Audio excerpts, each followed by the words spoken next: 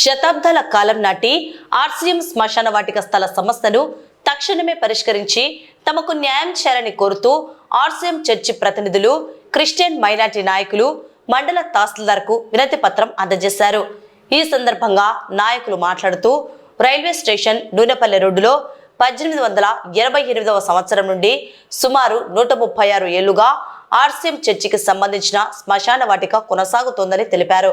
అయితే ఆ స్థలం తమదేనని, ఇకపై అక్కడ ఎలాంటి అంత్యక్రియలు కార్యక్రమాలు చేపట్టడానికి వీల్లేదని రైల్వే అధికారులు హుకుం జారీ చేయడం పట్ల ఆవేదన వ్యక్తం చేశారు. వెంటనే ఈ కార్యక్రమాలను నిలిపివేయాలని జీఎం తిరుమలరావు ఆదేశాలు ఇచ్చారని పేర్కొన్నారు. ఈ వివాదంపై ఆందోళన చెందిన సంఘ నాయకులు ఇప్పటికే జిల్లా కలెక్టర్, మంత్రి వర్యులు, మున్సిపల్ కమిషనర్లను కలిసి తమ ఆవేదనను వెళ్లబోసుకున్నట్టు తెలిపారు. అందులో భాగంగానే నేడు మండల తహసీల్దార్ను కలిసి వినతి పత్రం సమర్పించారు. తరతరాలుగా వస్తున్న శ్మశాన స్థలాన్ని తమకే కేటాయించేలా చర్యలు తీసుకోవాలని కోరారు. ఈ కార్యక్రమంలో ఆర్సీఎం చర్చి సహాయ గురువు మనోహర్, వైఎస్ఆర్సీపీ నంద్యాల జిల్లా క్రిస్టియన్ మైనారిటీ అధ్యక్షుడు కారు రవికుమార్, వైఎస్ఆర్సీపీ జిల్లా అధికార ప్రతినిధి మాజీ కౌన్సిలర్ అనిల్ అమృతరాజ్, రవికిరణ్, సంఘ ప్రతినిధులు ఉపదేశి రవి, భాస్కర్, కాశీ, కంబయ్య తదితరులు పాల్గొన్నారు. అందరికీ నమస్కారం. ఈరోజు నంద్యాల తహసీల్దార్ గారి కార్యాలయంలో ఆర్సీఎం చర్చి ఫాదర్ గారు, సంఘ సభ్యులు అందరితో కలిసి ఆర్సీఎం చర్చి శ్మశాన వాటిక గురించి, అక్కడ ఉన్న సమస్య గురించి తెలియజేయడానికి ఇక్కడికి వచ్చాము. రోమన్ క్యాథలిక్ చర్చికి 1880 నుంచి ఇప్పటి వరకు మన రైల్వే స్టేషన్ రోడ్లో గూడ్ షెడ్ దగ్గర ఉన్న సమాధుల తోటలో ఎన్నో సంవత్సరాలుగా అక్కడ కార్యక్రమాలు జరుగుతున్నాయి.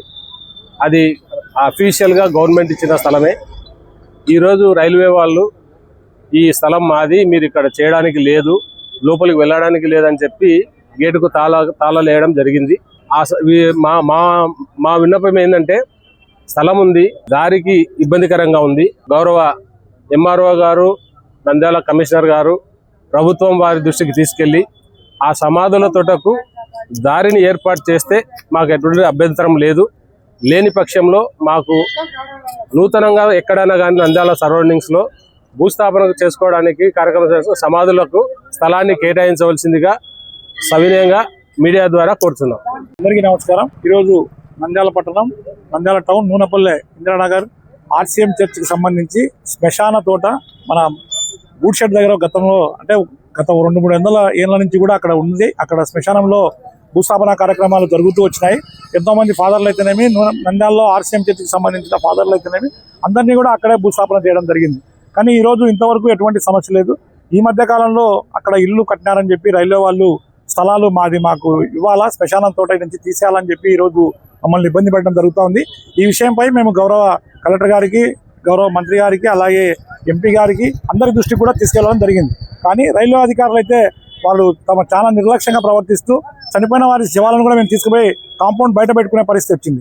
మరి వీటిపై అధికారులు తక్షణం స్పందించి, అంతేకాకుండా ఆ స్థలానికి సంబంధించి గత కొన్ని సంవత్సరాలకు కూడా రైల్వే వారికి మనం అక్కడ వాడుకుంటున్న స్థలానికి సంబంధించి పన్ను కూడా కట్టడం జరిగింది. సో అన్ని రకాలుగా మాకు అవకాశాలు ఉన్న వాటిని ఈరోజు అక్కడ వద్దు, మీరు ఆ శ్మశానం అంతా మేము ఖాళీ చేసేసి మేము వాడుకుంటామని చెప్పడం చాలా దుర్మార్గమైన చర్యగా మేము భావిస్తున్నాం. అంతేకాకుండా ఒకవేళ మెయిన్ రోడ్డుకు అవకాశం లేకపోతే మరి ఆ పక్క నుంచన్నా గౌరవ ఎంఆర్ఓ గారు అలాగే కమిషనర్ గారు విజిట్ చేసి దీనిపై ప్రత్యేక శ్రద్ధ వహించి ఎంతోమంది మరి మనోభావాలు దెబ్బతినకుండా, ఎందుకంటే పేద ప్రజలు, పేదవాళ్ళం మాకు ఉండేది అదొక్కటే స్థలమే కాబట్టి తప్పకుండా మాకు అక్కడికి వెళ్ళడానికి ఇబ్బంది కలిగించకుండా అక్కడ కాంపౌండ్ ఏర్పాటు చేసి మాకు రస్తా ఏర్పాటు చేయవలసిందిగా ఈ సందర్భంగా కోరుకుంటూ, అటు కాని పక్షంలో మాకు తప్పకుండా బయట కూడా స్థలాన్ని మరి భూస్థాపన వాటి కోసం స్థలం కూడా ఏర్పాటు చేయాలని కూడా ఈ సందర్భంగా గౌరవ ఎంఆర్ఓ గారిని, నిన్న గౌరవ కలెక్టర్ గారిని కూడా కలవడం జరిగింది.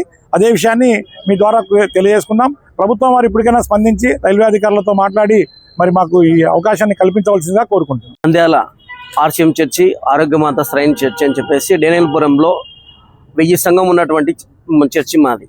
మాకు వచ్చేసి చనిపోయినటువంటి వారిని భూస్థాపన చేయడానికి 1888వ సంవత్సరం రైల్వే గూడ్ షెడ్ దగ్గర రైల్వే స్థలంను మాకు ఇచ్చి ఉన్నారు. అది మేము వాడుకుంటూ ఉన్నాం. దానికి లీజు కూడా ప్రతి సంవత్సరం మేము పే చేస్తున్నాం. అలాంటి బిల్లులు కూడా మా దగ్గర ఉన్నాయి. ఈరోజు ఈ రైల్వే జీఎం వచ్చి తిరుమలరావు గారు వచ్చేసి ఇక్కడ మీరు భూస్థాపన చేసుకోకూడదు, మీరు ఈ స్థలంలోకి రాకూడదు, ఇది మాది స్థలము అనేసి మాకు అభ్యసన చేస్తూ ఉన్నారు.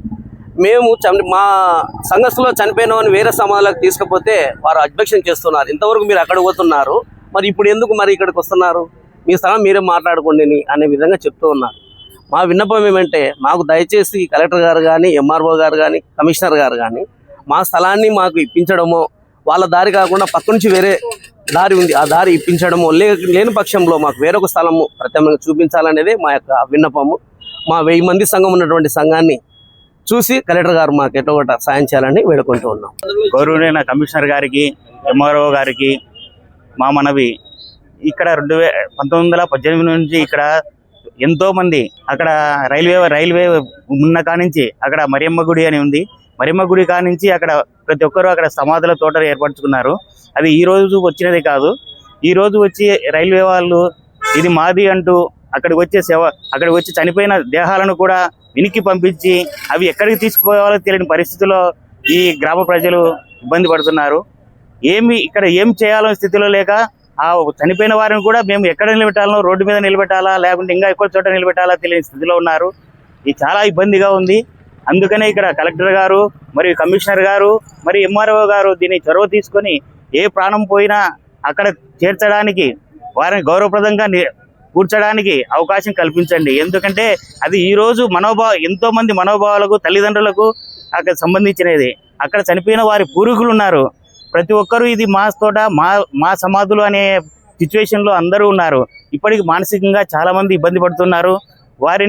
వారి మనోవేదన తీర్చి దానిని క్రమబద్ధీకరించవలసిందిగా ప్రతి ఒక్క గవర్నమెంట్ వారికి విన్నవించుకుంటున్నాము.